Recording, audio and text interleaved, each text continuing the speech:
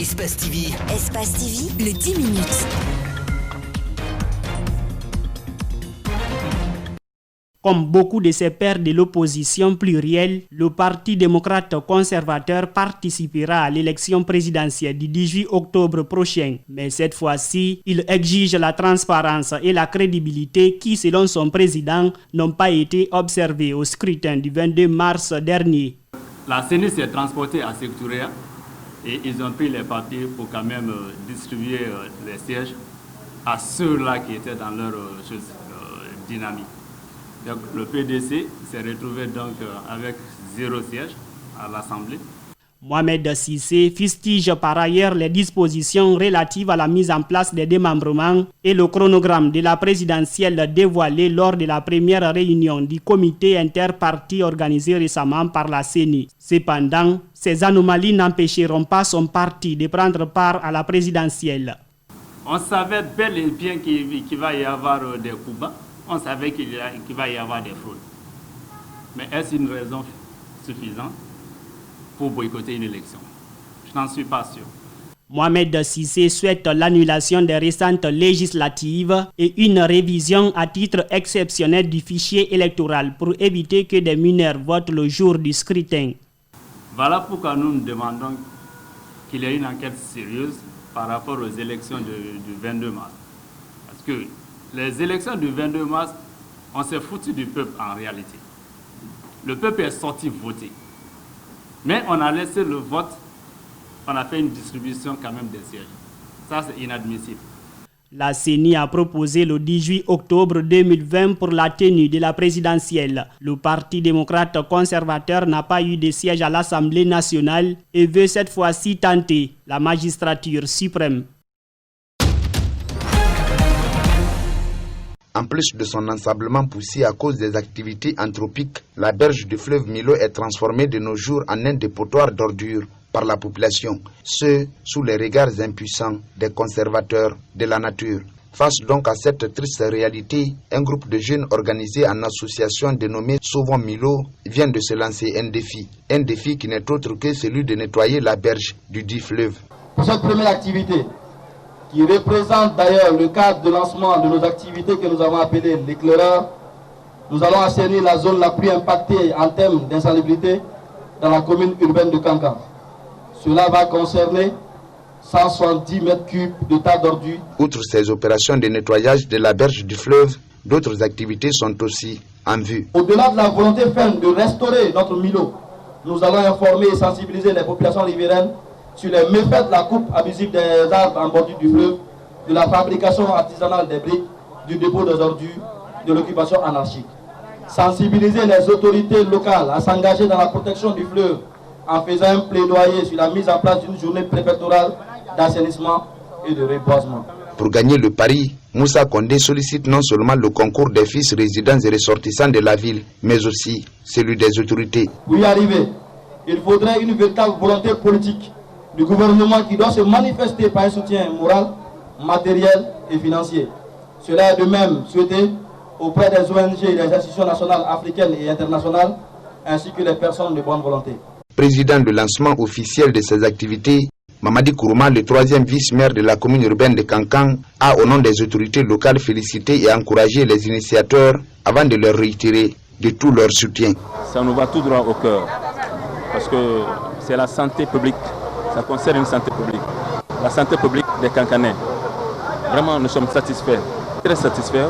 Au nom de monsieur le maire, au nom de monsieur le préfet et du gouverneur, nous vous saluons et nous vous encourageons et nous sommes prêts à vous supporter partout où besoin serait. Yimbaya est l'un des quartiers de la capitale le plus touché par la pandémie du coronavirus, d'après l'Agence nationale de la sécurité sanitaire. Ce classement de l'ANSS interpelle l'ONG Jeunes Unis pour le développement et l'émergence citoyenne JIDEC à s'impliquer dans la lutte contre le Covid-19. Ces jeunes ont ciblé le marché Mayalon de Yimbaya Tannery pour faire passer des messages de sensibilisation autour de la pandémie de Covid-19. Ce n'est pas tout, pulvériser les lieux et distribuer des masques de protection aux occupants. Et nous aussi, en tant que jeunes évoluant dans le cadre de la citoyenneté, nous nous sommes dit que nous ne pouvons pas rester indifférents dans cette lutte. Surtout qu'aujourd'hui, Yimbaya fait partie des 5 quartiers les plus touchés de la ville de Conakry. C'est de sortir Yimbaya de la ligne rouge dans la lutte contre la Covid-19. Et nous avons jugé nécessaire non seulement de pulvériser le marché pour désinfecter la mosquée centrale de Yimbaya Taneri, bien que l'ordre n'a pas été donné encore d'ouvrir les mosquées. Yimbaya compte 6 secteurs. Le marché étant un lieu public où presque tous les citoyens se rencontrent, devrait être une priorité dans la lutte contre le Covid-19. C'est pourquoi ceux qui font du commerce ici au marché Mayalon se réjouissent et félicitent l'initiative de JIDEC. Ce qu'il nous a dit, ils ont réalisé.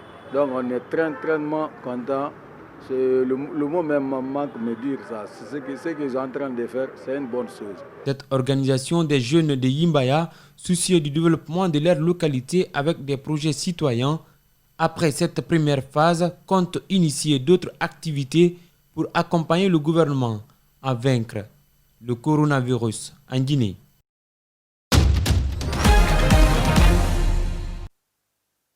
Actuellement, ces 1316 réfugiés sont enregistrés et 1512 sont basés dans la capitale. Les Ivoiriens ont le plus grand nombre avec 4350. Le quotidien n'est pas rose, les barrières linguistiques est un véritable handicap pour les 15 nationalités qui se trouvent en Guinée. Djamé Bayo, de nationalité léonaise, est couturière. Avant l'apparition du virus, elle parvenait à se tirer d'affaires et subvenir aux besoins de la famille. À présent, elle a l'impression que le monde s'écroule autour d'elle. Là où on se débrouille, tout est fermé. Il y a chacun qui se débrouille. Là où tu travailles, les patrons ils vont rentrer d'abord. Il y a certains qui font les ménages, les patrons ils vont rentrer d'abord. Comment tu vas nourrir tes enfants et tes familles? Vraiment, c'est horrible. Vivre loin de la terre de ses ancêtres, la barrière linguistique pose problème aux réfugiés, surtout non anglophones. Même si vous êtes un professionnel, dès qu'il y a un appel d'offres quelque part, les premières des choses qu'ils demandent d'abord, il faut être la nationalité guinéenne. Il faut présenter une carte d'identité nationale. Et alors que vous avez une carte de réfugié. Parce que beaucoup ne parlent même pas français. Et beaucoup n'ont même pas parents qui vont leur aider ici. Le manière que nous vivons en Guinée, c'est très difficile, quoi. La barrière linguistique n'est pas le seul obstacle des réfugiés. Lansana Camara, ivoirien, ne parvient pas à décrocher un boulot. Pourtant, il a son diplôme, dit-il. Majuscule, on n'a pas droit à l'emploi. Surtout même les étudiants, quand ils reviennent, ils sont sur le carreau. On ne peut pas travailler, prendre la place aux Guinéens. C'est même pas normal. Et la seule maison à laquelle nous on peut se référer, c'est le HCR.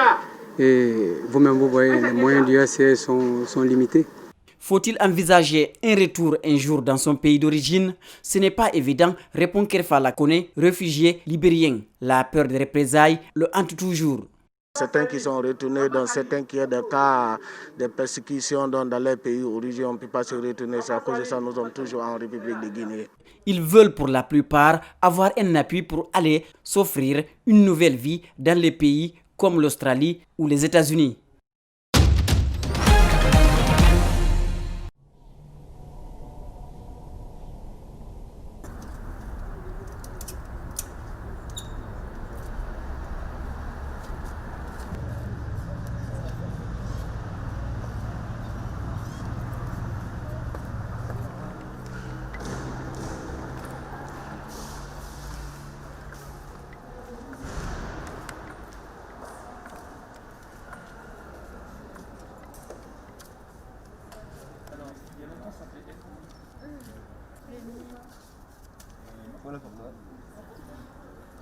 C'est sûr que c'est un bac complètement différent des autres années. Après, si c'est bien ou pas, je sais pas, mais du moment que je l'ai, ça va. Franchement, mais le corona, il a foutu n'importe quoi. Non, mais c'est un peu frustrant. C'est ça. Pour moi, il n'y a pas de fin d'année, de terminale. Il n'y a pas le rituel un peu de on va avoir les résultats avec ses amis, ensuite on fête le bac avec ses amis. Il n'y a pas du tout ça. Là, on est tous masqués avec du gel, on doit se laver les mains tout le temps.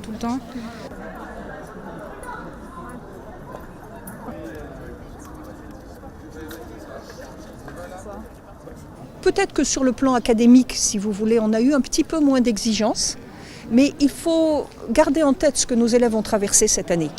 Entre les grèves, le Covid, le confinement, ils n'ont pas eu une année ordinaire. On ne pouvait pas les évaluer de la même manière qu'on évaluait les autres années. Ce n'est pas un bac au rabais, c'est un bac différent du bac habituel, mais qui sanctionne une année où les élèves ont travaillé dans des conditions particulières, mais difficiles, et ils n'ont pas failli.